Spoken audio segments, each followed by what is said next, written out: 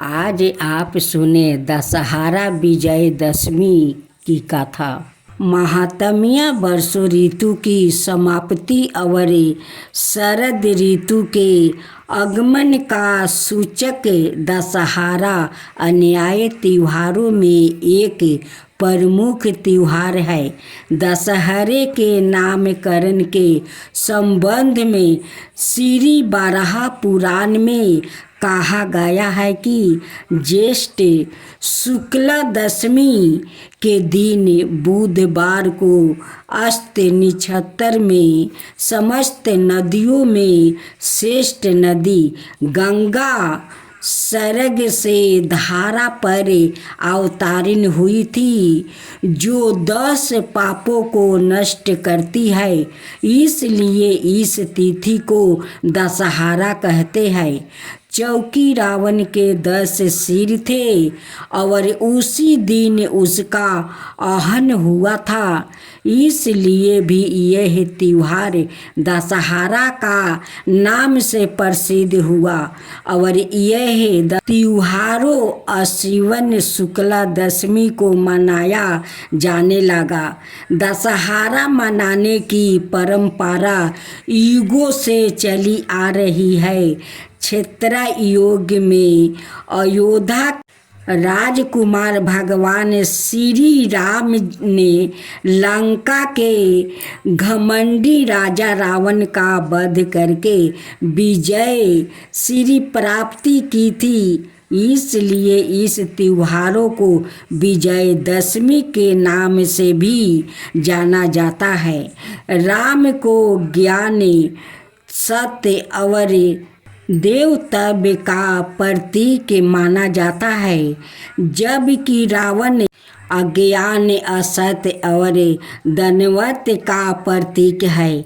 इस प्रकार विजयदशमी का त्योहार ज्ञान की अज्ञान पर, सत्य की असत्य पर, धर्म की अधर्म पर और देवत्व की दानवत पर विजय का प्रतीक है।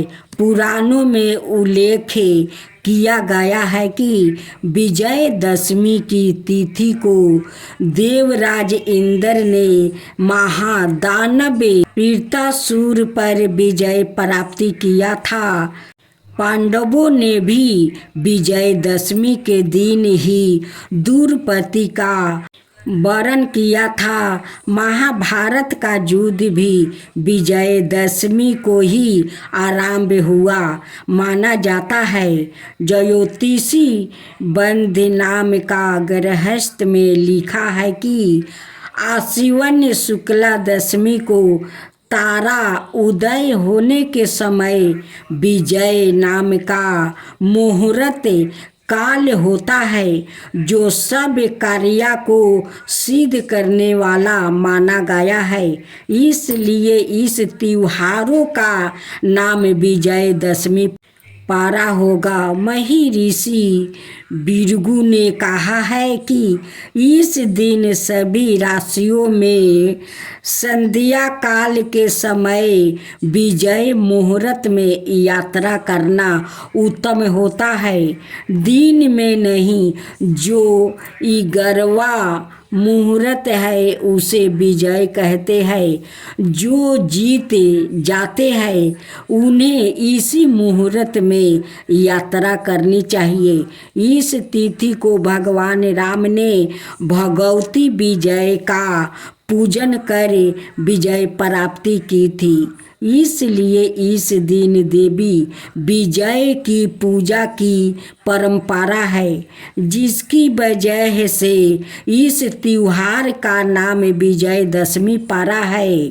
चिंतामणि गृहस्थ में कहा गया है कि आश्विन शुक्ला दशमी के दिन तारों के उदय होने का जो समय है उसका विजय से संबंध है, जो सारे काम और अर्थार्थ को पूरा करने वाला है। जो आदर के साथ दशमी का व्रत करता है वो मन के चाहे सब उद्देश्यों को पा जाता है। जो अपने कामों में सफलता चाहते हैं, ऐसे मनुष्य इस दिन दसों दिशाओं को पूजे तो उनके मनोवांछित कार्य पूर्ण होते हैं। स्कंद पुराण के मातु अनुसार दशहरे के दिन स्नान और दान का विशेष महात्म्य है। अति किसी भी नदी अथवा सरोवर पर जाकर अर्घ्य यह दर्पण अवश्य करे।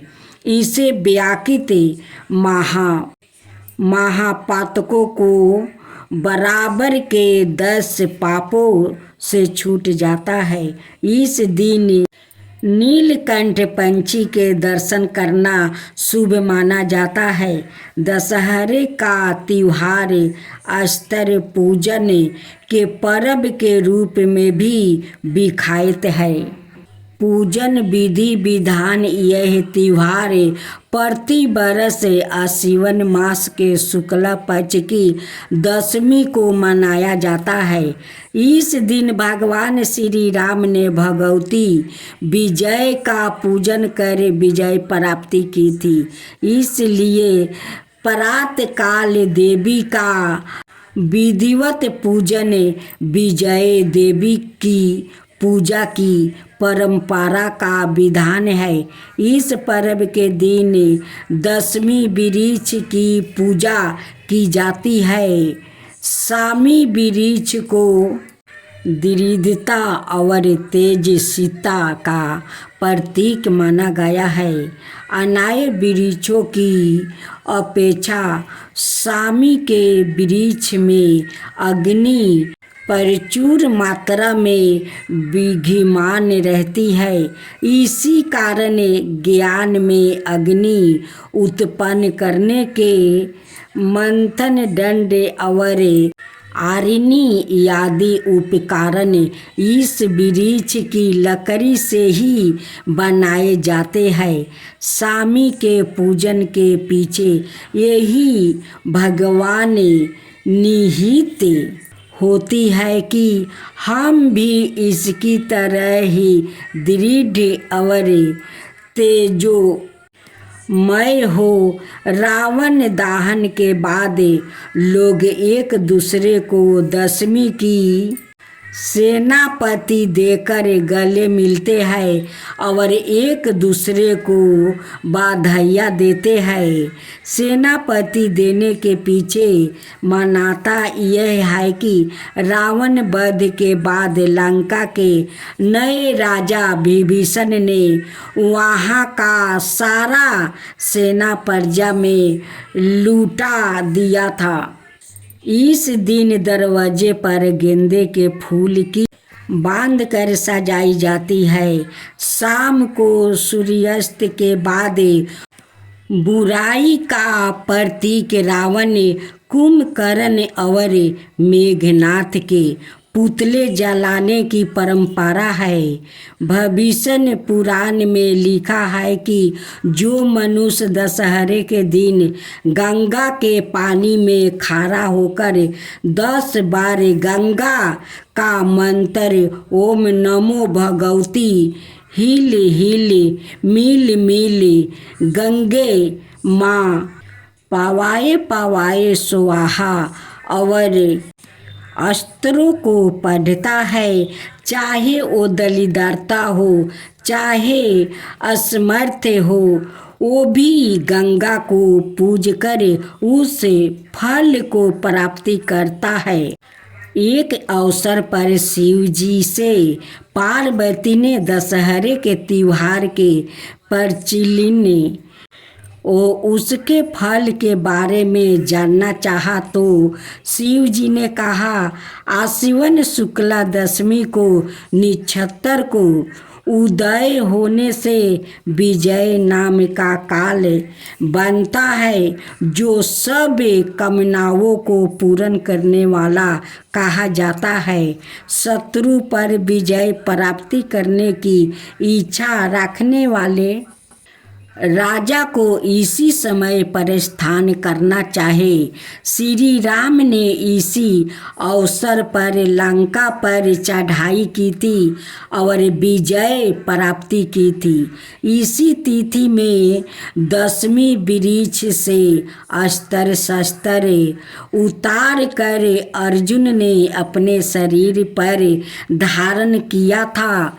जब पार्वती ने अर्जुन के अस्त्र शस्त्र धारण करने के संबंध में जानना चाहा तो शिव जी बोले, पांडवों के जुए में हारने पर दुर्योधन ने यह शर्त रखी थी कि उन्हें वनवास के दौरान 12 बरस तक प्रकट रूप में और 1 बरस अज्ञात अवस्था में रहना होगा। यदि 13वां बरस में उनका पता चल जाएगा तो उन्हें फिर से 12 बरस का वनवास भुगतना पड़ेगा। इस कारण अर्जुन ने अपने अस्त्र शस्त्र स्वामी वृक्ष पर रख कर भेष बदल कर राजा विराट के पास नौकरी की।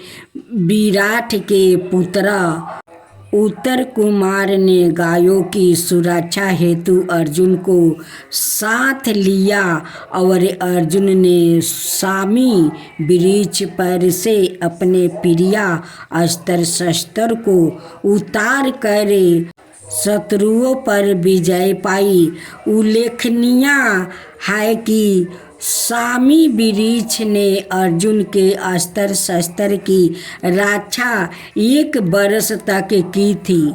इसके अलावा श्री राम के विजयदशमी के दिन लंका पर चढ़ाई के लिए प्रस्थान करते समय भी दशमी ने उन्हें विजय होने की बात कही थी। इसलिए दशमी का पूजन विजय काल में किया जाता है।